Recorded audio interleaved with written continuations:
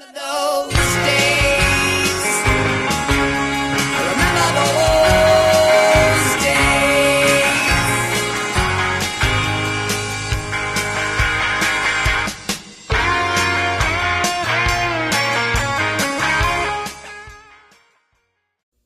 Hello, Vinyl Community. This is Tommy, and welcome to another musical adventure. And today's adventure is a little bit of a revelation that I had. I was thinking this morning, I was thinking about the Paul McCartney tune Power Cut. And then I started thinking to myself, man, I love Paul McCartney's silly little ditties. Now, a little background. I grew up in the 80s. In the 80s and into the 90s, McCartney was seen as a little bit of a, like almost an afterthought, a little bit fluffy, not very much substance. John Lennon, who had been killed tragically and died, he was the cool one. He never wasted his time on just silliness. McCartney seemed to embrace it. And it wasn't until the mid to late 90s that there's sort of people started to appreciate and give a lot of love to McCartney. And appreciate what he was doing.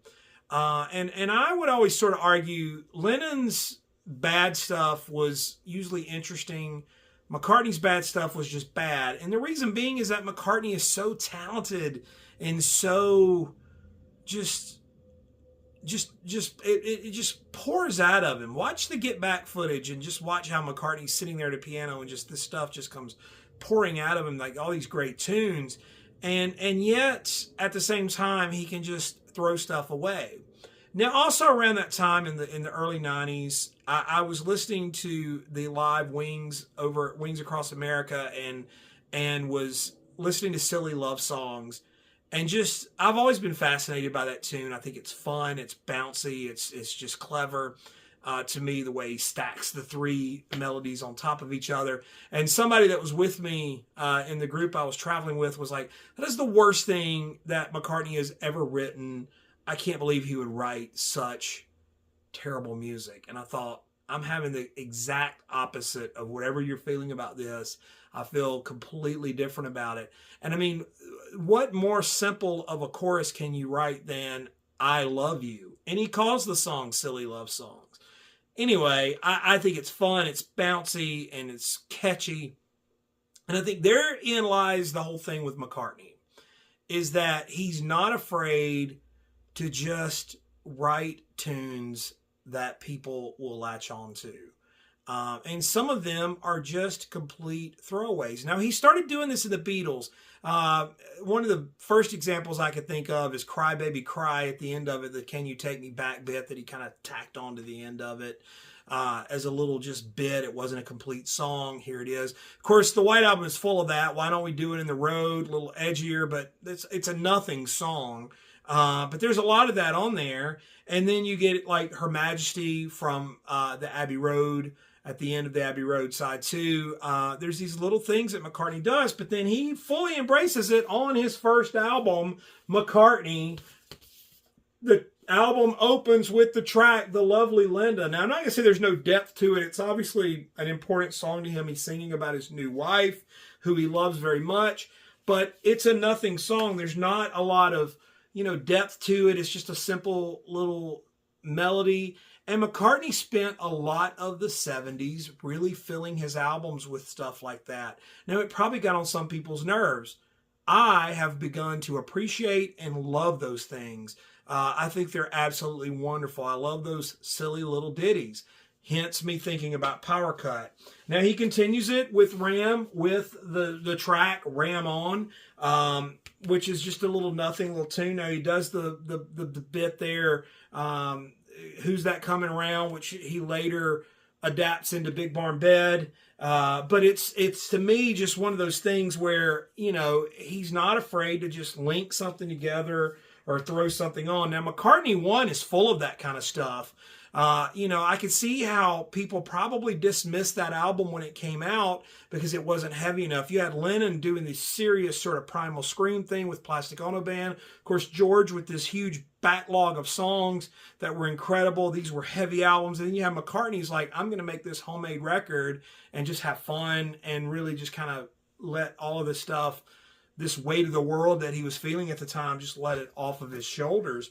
And of course, those of you who watch my channel are regular watchers. You know I love the album Wildlife. I defend it. Not a lot of silly little ditties, but Bip Bop, I mean, you don't get much more silly than that. It's a nothing song. There's not a whole lot to it.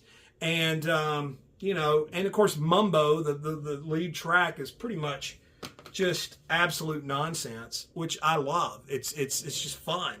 And I like it when McCartney is doing that. I like it when McCartney just tosses off these little melodies. And of course, the song that inspired me to do this whole video is on Red Rose Speedway. It's part of the medley on side 2, the power cut.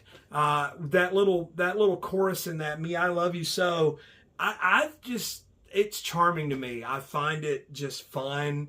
And, you know, I know I'm saying that a lot in this video, but it makes me smile.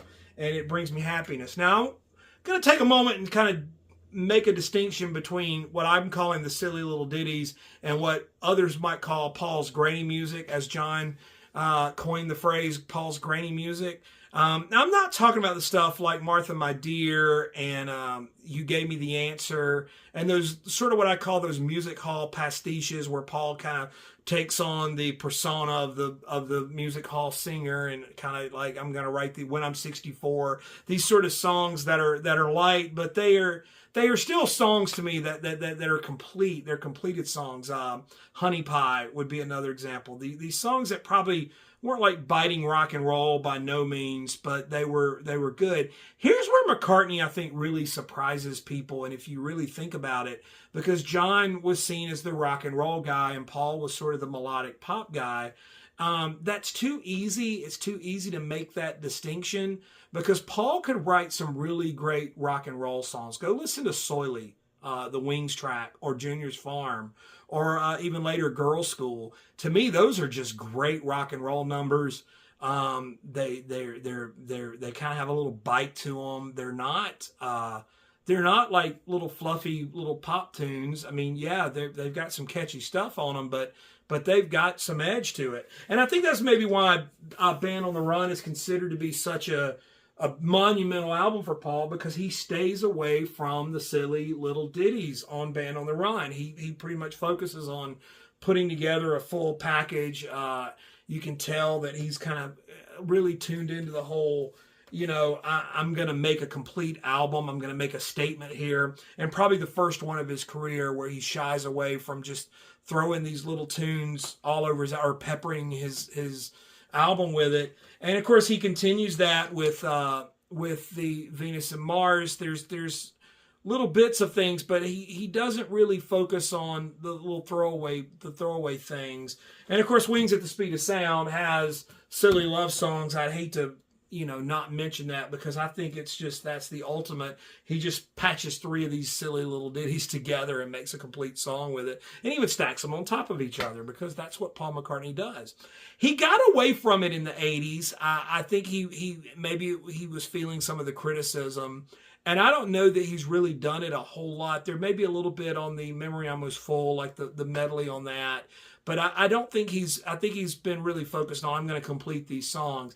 I personally like McCartney when he isn't taking himself too seriously. Sometimes he falls right on his face, but a lot of times I enjoy it because to me, when Paul is trying too hard, he's trying too hard to be relevant, or he's trying too hard to be whatever it may be, I don't enjoy it as much. But when he's just kind of just hanging out, the McCartney 3 album, for all the criticisms of it, I feel like for me, just as an album to listen to, I enjoy it because he's just letting loose in the studio and having a good time. And it's the closest we've come to something like that in a long time with Paul. Because I think a lot of people are trying to wrangle that in, or like, you know, Paul, you're a songwriter, whatever.